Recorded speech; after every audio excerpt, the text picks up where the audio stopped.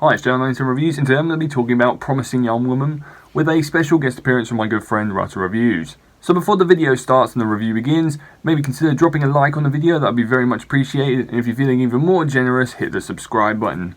So yeah, enjoy the review, here we go. It's every guy's worst nightmare getting accused like that. Can you guess what every woman's worst nightmare is? I wanted to be a doctor my whole life. Lately, I've been feeling like I might want to get back into it. Promising Young Woman follows a young woman, played by Carey Mulligan, who is traumatised by a tragic event in her past, where she seeks out vengeance against all those who crossed her path. Another addition to the ever-growing and mostly genuinely great Good For Her subgenre of films, featuring the likes of The Invisible Man, Knives Out and Ready or Not to name but a few. Here, however, the film takes that genre to quite possibly its most effectively raw and relevant stage, especially in terms of the Me Too movement and social media being a prevalent source of conversation surrounding sexual assault, misogyny, etc. Carey Mulligan's Cassandra is already a vigilante-esque protagonist that we are on board with, as we watch her elaborate and satisfying male manipulation tactics. Acting drunk, luring the first scumbag to take advantage of her, and then them taking her back to their home, in which their actions will determine their punishment.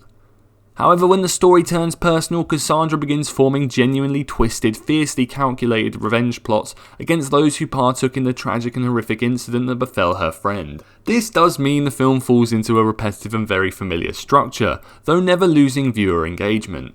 There isn't a particular sense of genuine urgency until the final section of the film.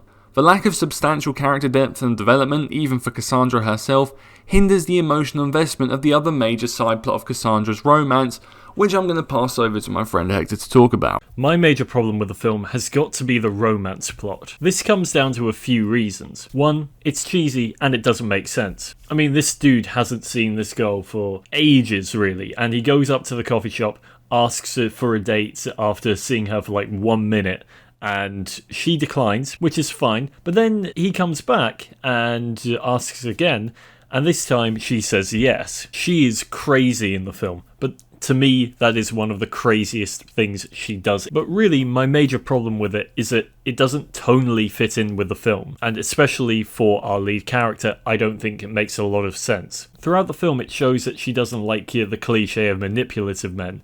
And I would presume she wouldn't like many other cliches as well, because she doesn't really talk about them a lot.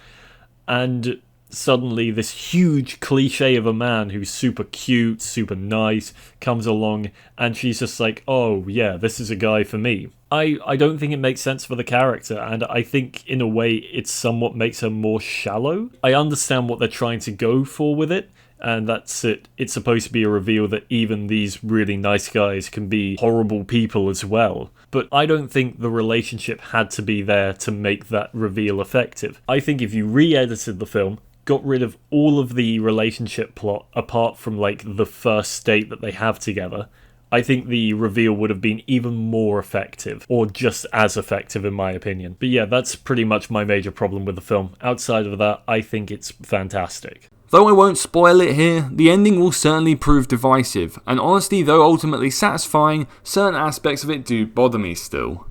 The visual style boasts a sickly sweet, bold colour palette, delivering the what is really behind the curtain mystique as the layers of its bright, optimistic visuals are peeled back.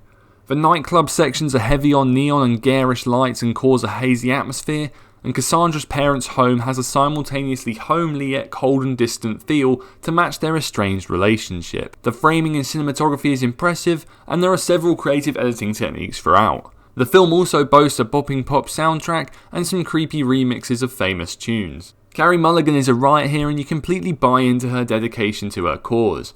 Her witty, biting intelligence and genuinely huge screen presence, thanks to her powerful and at times bordering crazy demeanour. The myriad of scumbag dudes are well cast, with Christopher Mintz-Plasse, Max Greenfield and Chris Lowell being the most notable.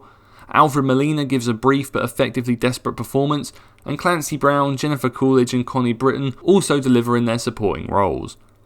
It's just a shame that aside from a couple of them, none of these characters are particularly developed, largely due to the pacing and structure not allowing them to be. Promising Young Woman is another very solid feature to add to the Good For Her pile, featuring a great lead performance and suitably scummy and morally challenged supporting cast. The strong, slick visual style and impressive direction also stand out. It's just unfortunate that its repetitive structure, meandering stretches, and lack of genuine emotional investment do hold it back.